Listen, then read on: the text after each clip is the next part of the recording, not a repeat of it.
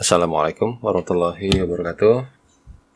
Baik, sekarang saya akan coba teruskan materi terakhir, yaitu mengenai data berkelompok. Jadi yang akan kita lakukan hari ini adalah dari data tunggal yang seperti ini. Nah, dari data tunggal yang seperti ini kita akan coba bikin dia menjadi data berkelompok. Oke, saya bikin sheet yang baru. Oke. Yang pertama, data berkelompok. Caranya ya, kita sesuaikan sama cara-cara yang ada di sini.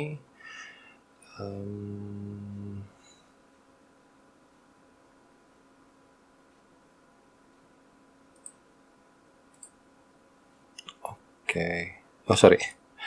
Tabel distribusi frekuensi.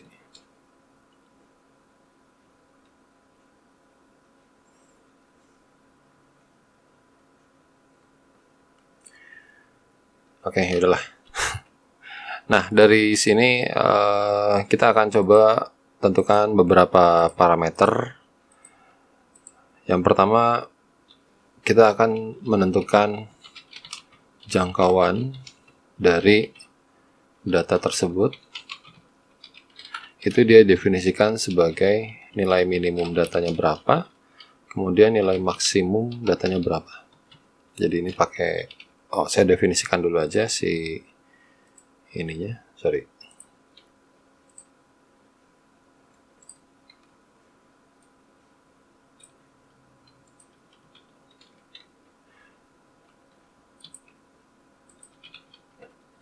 Oke, saya definisikan sebagai data 2. Kemudian saya coba cari nilai minimumnya, yaitu dari data 2. Dan nilai maksimumnya dari data 2. Nah itu. Maka jangkauannya itu adalah yang nilai maksimum dikurangi nilai minimum 40. Oke. Kemudian ya yang kedua, ini kita akan tentukan panjang kelas. Rumusnya aturan Sturges kalau nggak salah. Kita coba lihat ya, rumus aturan Sturges.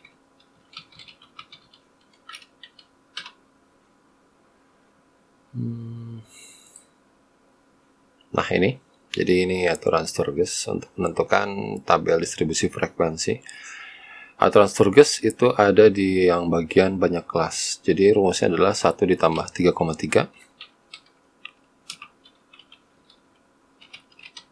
1 ditambah 3,3 log n, dimana n-nya itu adalah banyak datanya.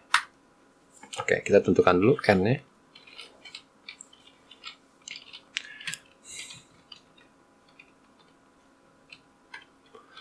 (280 data). Kemudian ini adalah log n-nya.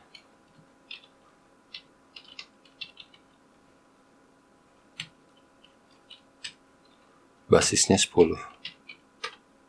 Oke. Kemudian aturan Sturgesnya untuk ngambil banyak kelas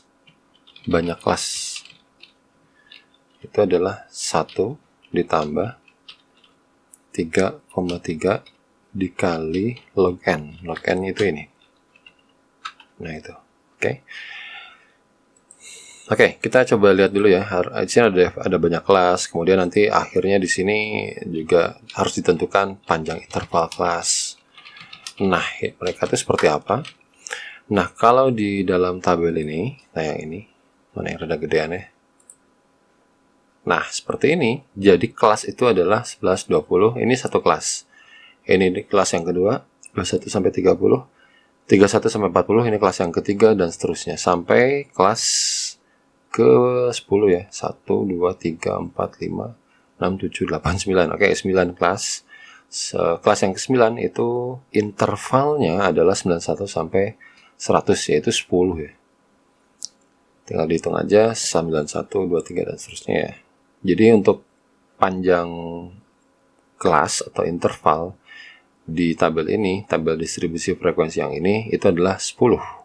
Banyak kelasnya 9. Kalau yang ini, nah yang seperti ini ya, yang kelompok, ini banyak kelasnya yaitu 1, 2, 3, 4, 5, 6. Berarti ini ada 6 kelas. Panjang intervalnya, atau panjang kelas atau intervalnya itu adalah, oke, kita lihat aja 19 sampai 28 ya. 19 sampai 28. 19, 28. Berarti panjangnya itu adalah ini dikurang ini tambah 1, 10. Kalau saya 11 tadi sampai 20, berarti panjangnya 10. Gitu ya rumusnya. Ya, ini 19 sampai tadi 28. Oke, jadi pengistilahan panjang kelas, bukan panjang kelas ini ya. Pengistilahan banyak kelas, kemudian panjang kelas, itu semua mengacu ke hal yang tadi. Jadi banyak kelasnya ini ada 6, 1, 2, 3, 4, 5, 6. Kemudian panjang kelasnya atau intervalnya, yaitu dari 19 ke angka 28 itu berapa banyak sih? Gitu. Cara ngitungnya berarti 28 dikurangi 19 dulu, hasilnya adalah 9, baru ditambahkan 1. Berarti panjang kelas ini itu adalah 10. Oke.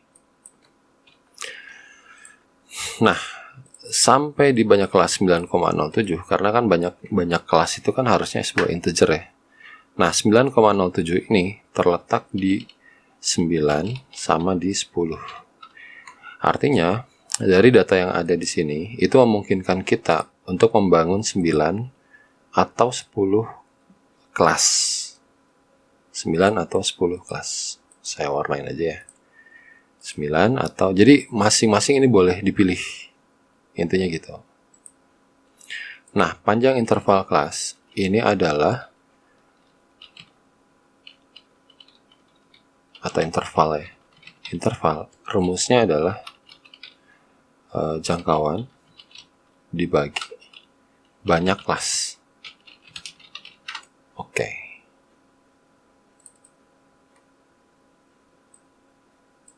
Ya. Jangkauan dibagi banyak kelas. Nah, jangkauannya itu 40.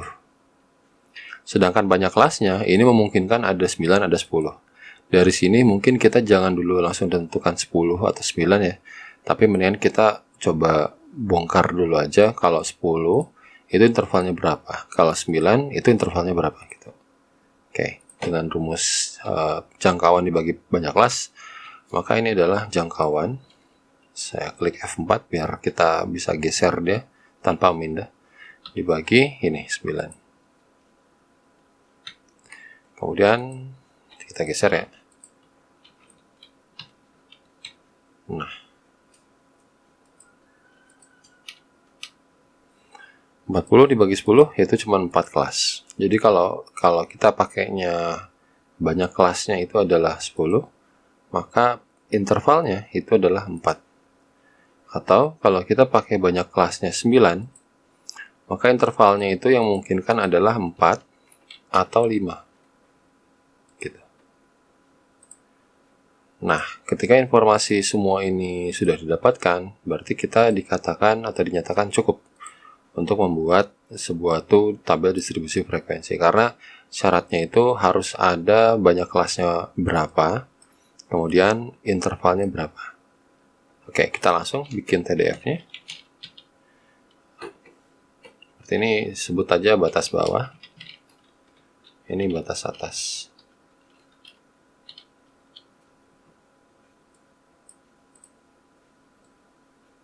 Dan ini adalah frekuensi.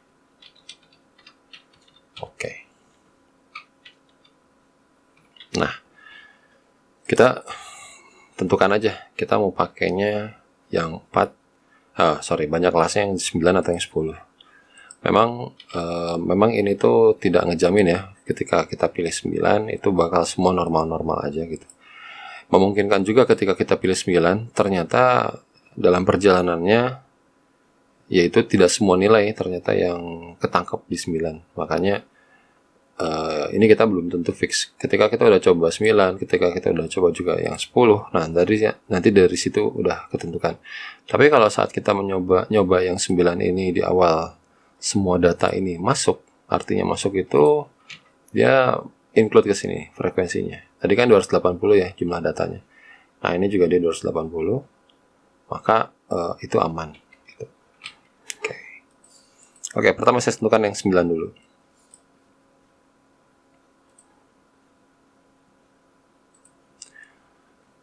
Berarti ini ada 10 ya. 1, 2, 3, 4, 5, 6, 7, 8, 9, 10. Oke. Nah, untuk menentukan tabel distribusi frekuensi, itu batas ujung. Berarti bukan batas bawah ya, ujung bawah lah.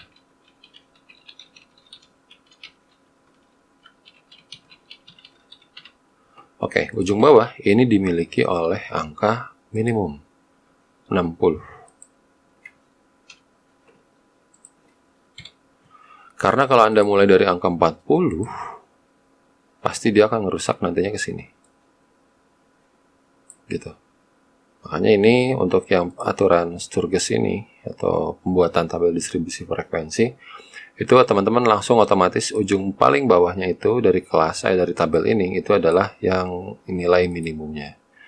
Nah, dari sini baru kita tentukan ujung atasnya berapa. Untuk kelas yang pertama ya. Kita ada 9 kelas nih. Kelas yang pertama, kalau kita pakai yang 9, itu yang memungkinkan adalah 4 atau 5. Nah, 9 itu boleh 4 sama 4, atau 9 boleh sama 5. Nah, kalau saya kayaknya mending sama 5 aja deh. Kalau sama 5, berarti angka ujung atasnya adalah 60, berarti ya. Kalau di ini 60, 61, 62, 63, 64. Nah, ini ada 5 bilangan kan. Intervalnya 5. Jadi 64. Nah, berarti ini ditambah ini dikurang 1. Dan kayaknya yang E15-nya harusnya di F4. Biar nanti saya tinggal kopas aja dia ke bawah. Gitu. Nah, sekarang kelas yang ini. Otomatis ini adalah dia ditambahkan dengan 1. Oke, yang ini ada 5 ya. Oke, saya berarti ini kopas aja sampai ke bawah. Nah, itu hasilnya. Nah, di sini kita bisa lihat bahwa ujung kelas paling atas itu adalah angka 104. Sebenarnya ini nggak masalah ya, asalkan kelas yang paling bawah ini dia masih menghimpun frekuensi yang ada di kumpulan data tunggal tersebut. Nah ini, meskipun dia hanya 1 atau bahkan 2, yang tidak boleh itu 0. Nah sekarang saya pengen coba, kalau ini nilainya 4, jadi saya pengen ganti yang 4 ini jadinya. Oke. Nah, kalau kita pakainya 9, banyak kelasnya 9, dan panjang intervalnya 4, maka nilai 100 atau nilai 96, 97, 98, 99, dan 100 itu tidak masuk gitu. Jadi sebenarnya ketika kita pilih 4, banyak kelasnya 9, kemudian intervalnya 4, nah itu udah nggak masuk gitu. Kalau kita pilih yang 10, misalkan ini ada satu lagi ya.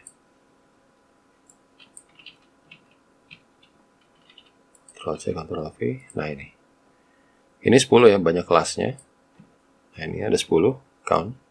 Kemudian panjang kelasnya ini 4, 60, 61, 62, 63, itu ada 4. Oke, saya coba di copy saja sampai sini. Ini benar ya, masih oke. Kemudian ini masih oke, tambah 1. Nah, ternyata kalau kita ngambil panjang kelasnya 10 dan panjang kelasnya adalah, atau intervalnya adalah 4, maka angka 100 nggak nyampe. Sedangkan 100 padahal dia ada di datanya di situ gitu. Nah, ini yang nggak boleh. Makanya tadi solusi yang paling optimum itu adalah kita pilih banyak kelasnya 9. Panjang kelasnya 9 dan panjang kelasnya adalah 5.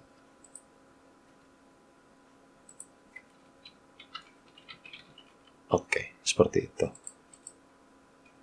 Oke, jadi tabel distribusi frekuensinya kerangka awalnya sudah dapat, batas ujung bawah ujung atasnya udah dapat. Tinggal kita isikan berapa sih banyak nilai yang dari 60 sampai 64 di sini. Gitu. Oke, kita coba langsung aja masuk. Sebenarnya rumusnya pakai CONIF, tapi CONIF-nya nggak cuman di range data 2 dan kriterianya data 2. Dan kriterianya adalah ini ya. Nah, ini. Nah, kalau ini berarti nilai di sini, di kumpulan data ini berapa banyak nilai 60 gitu. Sedangkan di sini itu berupa selang dari 60 sampai 64. Saya kembangin dia menjadi kayak gini. CONIF S,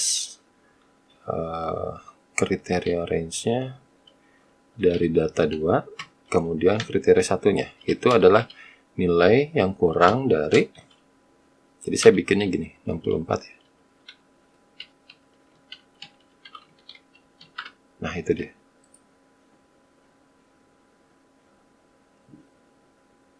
Oh, sorry. Kita belajar dulu ke awal lagi ya. Ini sebenarnya yang terlalu melampaui. Kita pakai yang tadi, CONIF, range-nya data 2. Terus kalau saya pakai kriterianya adalah nilai yang kurang dari 60, nah ini. Nah, datanya nggak ada. Kalau yang kurang dari 64, nah datanya ada 25. Apa yang terjadi di sini? Kita lihat rumusnya, CONIF data 2, terus yang pengen dihitung adalah kurang dari 64. Jadi kita sebebas ini gitu menuliskannya, asalkan dia pakai kutip 2 dulu biar dia jadi string gitu ya. Ini juga sama. Gitu. Ini CONIF. Nah, kenapa pakai CONIF S? Karena saya akan membatasinya adalah wilayah ujung bawah sama wilayah ujung atas. CONIF S ini menghitung dan dia ngefilter dengan aturan yang ganda. Kalau tadi CONIF itu cuma satu doang ya, yaitu kurang dari 64 aja. Nah, kenapa nggak bisa ya cuma gini aja? Karena kalau kita kopas dia ke sini, akhirnya jadi kumulasi, akhirnya jadi frekuensi kumulatif. Kita lihat ya. Ini saya 64-nya dikeluarin, kemudian saya kasih tanda dan, kemudian saya kasih ujung atasnya. Nah, ini. Jadi kalimatnya sekarang, asalkan dia adalah string ya, berarti kurang dari J5. Kalau di sini kurang dari J6. Berarti ini J7, J8, dan seterusnya. Kalau saya kopas semuanya, jadi ini adalah frekuensi kumulatif. Saat di kelas ini sudah berapa data yang ada di atasnya. Berarti ini jumlahkan gitu dengan si ini. Nah, kalau pakai CONIF S, berarti kita bisa ngebatasin data 2 yang kriterianya adalah lebih besar atau sama dengan ya, lebih besar sama dengan dan ini. Kemudian data 2 yang kriterianya lebih kecil dari sama dengan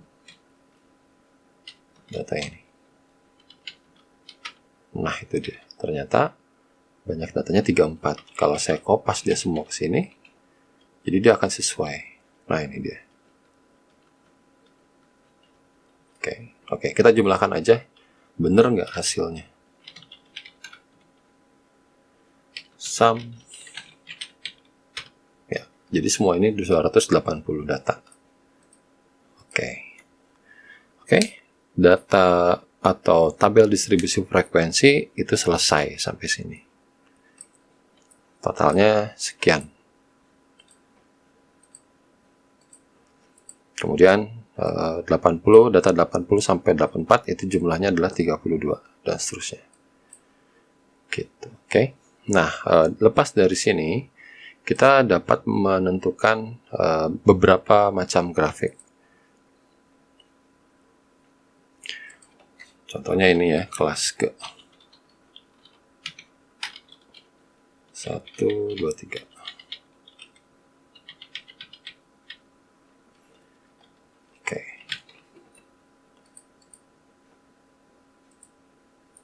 Oke. Nah, saya buat grafik, insert grafik.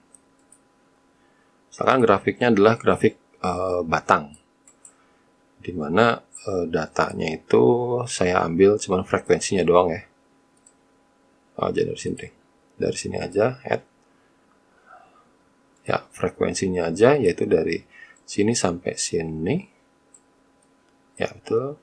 Kemudian setelah itu ya udah kita tentukan nilai horizontalnya. Nah, ini kelas G nya ya. Nah, gitu. Oke. Ini tinggal diubah aja. Grafik distribusi frekuensi. Kalau sekalian mau munculin apa nilai si tabelnya, tinggal diklik semuanya aja, diklik sekali, asalkan yang bar-bar birunya ini tuh muncul ya ininya, penandanya. Klik kanan, kemudian add data label, kemudian add data label. Nah, itu dia. Seperti itu. Satu lagi, kalau kita mau bikin grafik yang namanya pie, nah ini kalau pie itu layaknya terhadap proporsi dari si ininya. Jadi bukan ininya ya. Proporsi. Oke, cari proporsi yaitu ini dibagi jumlahnya F4. Oke. Dan ini saya taruh nilainya ke dalam bentuk persentase. Nah, baru ambil datanya, yaitu add datanya misalkan proporsi, kemudian value-nya yaitu dari sini sampai sini. Dan horizontal axis-nya udah bener ya. Dari sini sampai sini. Oke. Jadi kalau saya ubah di sini adalah si A, nanti dia ubah ya ininya A. Kemudian kalau saya mau ngeluarin nilai-nilai dari sini, nilai presentasinya, itu tinggal Anda sama dengan yang seperti ini. Klik kanan, add data label, kemudian data label. Nah, ini. Kalau mau dikeluarin, klik dia sampai satu-satuan ya. Klik lagi, nah ini sampai ada tanda move. Situ kan, gitu. Dan seterusnya lah, dirapihin. Oke. Nah, seperti ini jadinya. Oke, untuk grafik saya kepinggirin dulu ke sini. Oke, sekarang saya teruskan kepanjangan ke sananya, ke pinggirnya. Apa yang kira-kiranya bisa dibikin lagi dari tabel distribusi frekuensi. Nah, di sini di perhitungan untuk ukuran pemusatan, penyebaran, dan letak dari data tunggal itu sebenarnya bisa juga diterapkan di dalam data berkelompok.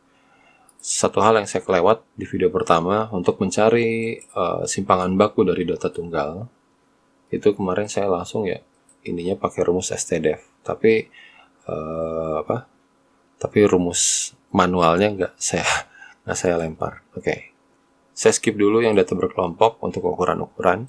Saya masuk dulu ke sini data tunggal untuk mencari simpangan baku secara manual.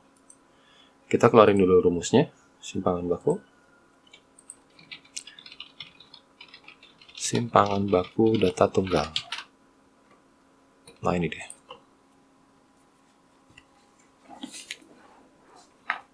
Atau kalau mau lebih terlihat banget seperti ini kali. Nah, ini dia. Nah, rumusnya adalah XI min X bar. X barnya kita udah tahu kan, nilainya pasti tetap ya, yaitu kalau di kasus yang ini adalah 7. XI-nya yaitu 7, 12, 3, 9, 4, dan 7. Kemudian mereka dikuadratin. Hasil jumlahnya dibagi 6, dan seterusnya. Nah, ini akan kita coba lakukan ke semua data yang kita miliki ini gitu. Sebelumnya telah kita lakukan untuk pembuatan satu kolom data, itu ini ya, kalau salah 280 data. Ini kita nggak pakai. Nah, di sini. Ini 280 data. Oke. Nah, ini letak data. Nah, sekarang ini adalah XI ya. Ini XI. Kalau saya lakukan ke pinggir, XI dikurangi X bar, itu yang mana hasilnya? Berarti saya akan ngurangin. Ini udah dapat ya nilai rata-ratanya. Nilai rata-ratanya itu yang, nah ini ya, 79,8071. Oke.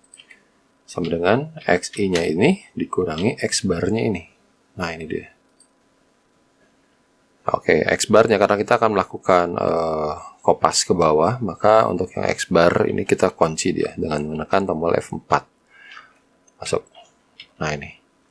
Sekalian saja dengan XI untuk sisi ininya nih, untuk sisi yang kuadrat dari XI min X bar-nya.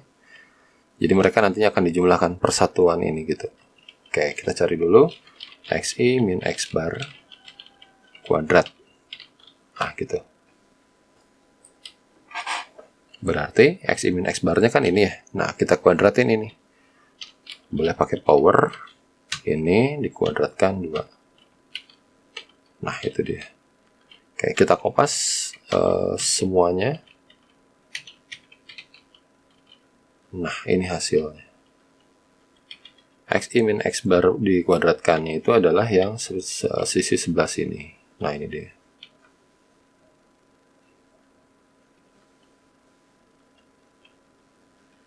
Nah, dituntut untuk yang simpangan baku itu adalah XI min X bar dikuadratkannya, kemudian dijumlah-jumlahkan gitu. Nah, makanya kita akan tahu hasil dari total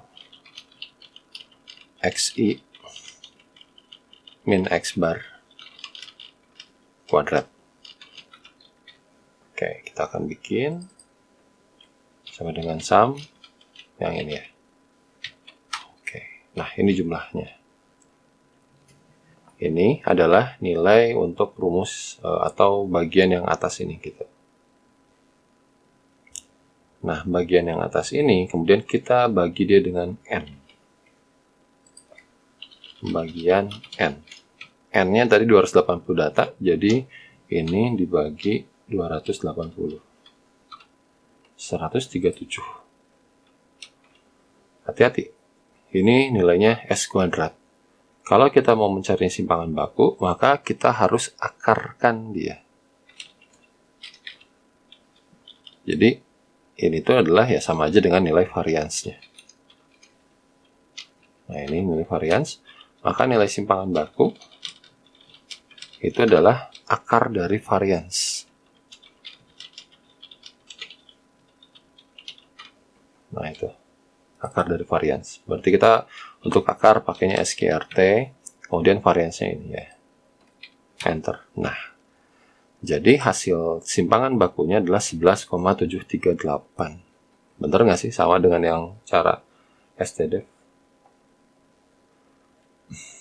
Nah, 11,38. Ya, mungkin beda-beda koma ya. Tapi hasilnya masih 11-an gitu. Ini STDEV. Yang itu. Oke. Itu udah selesai untuk yang data tunggal.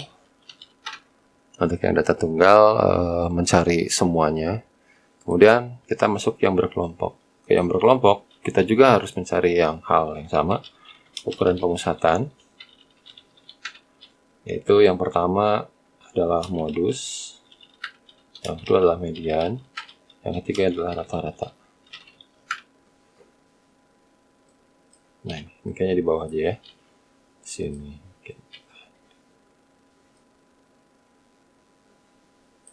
Oke. Data berkelompok, simpangan baku, data.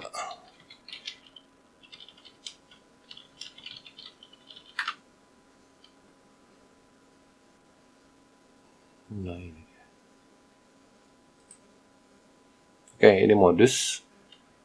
Kita cari satu-satu aja modus ya. Atau cari dari rata-rata dulu ya. Rumus rata-rata data berkelompok. Nah, ini. Nah, ini dia. Jadi, kita harus tentukan dulu nilai FI sama XI. Ini nanti akan mengacu pada kelasnya. Jadi, kalau FI yang ini, nah yang sebelah sini, berarti ini itu adalah F1. Ini itu adalah F2, F3 sampai F9. Saya tulis saja FI-nya. Oh, ini FI ya.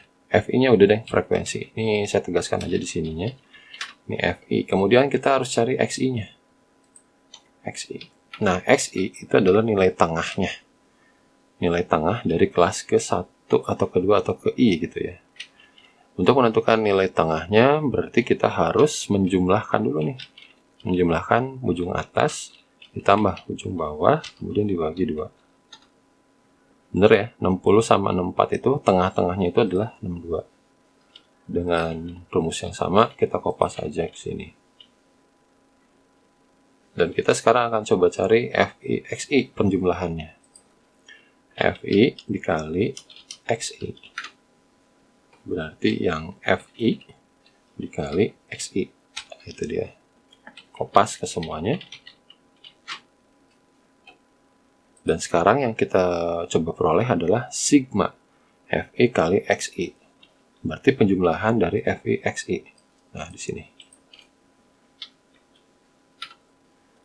Oke. Kemudian FI-nya itu adalah 280. Oke. Ini kita udah dapat. Maka rata-ratanya, atau saya copy ini aja ya.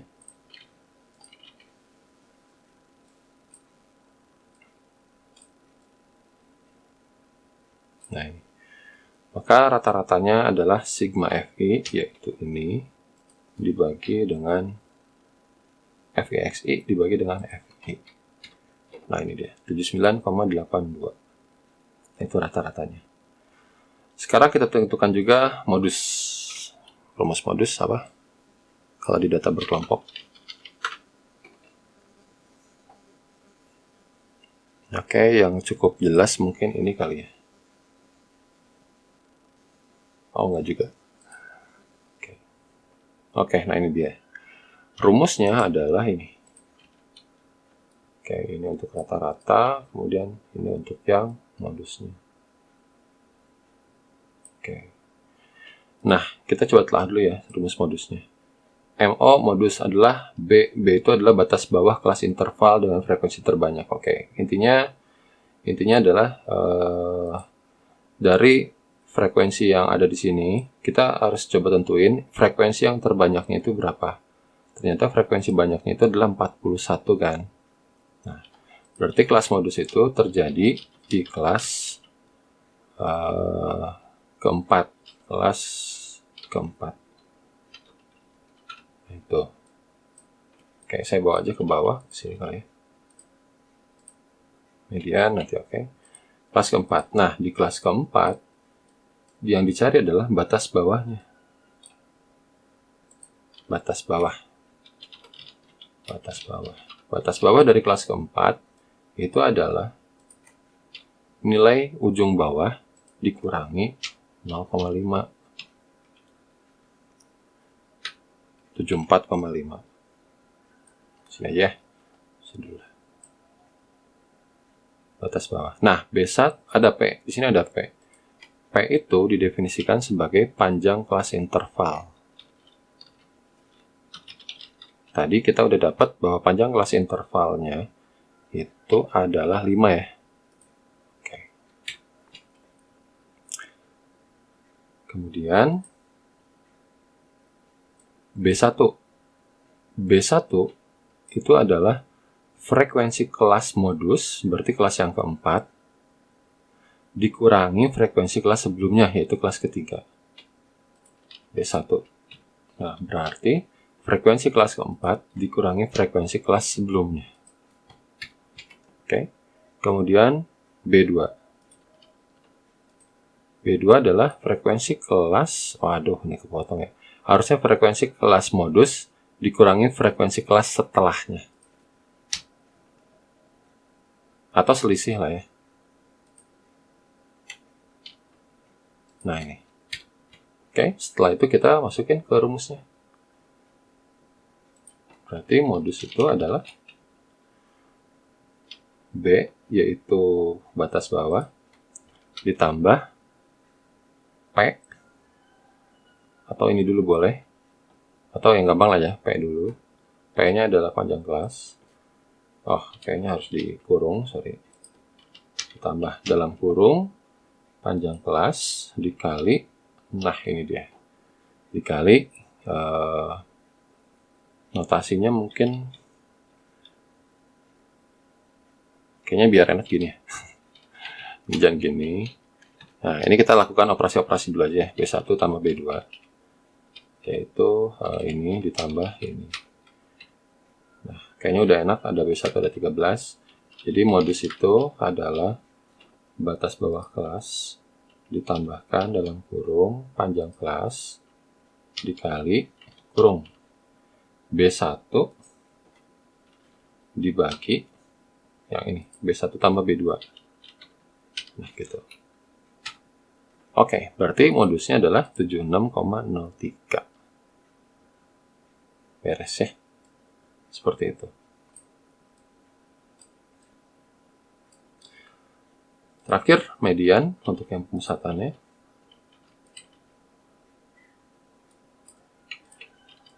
Oke, nah untuk median,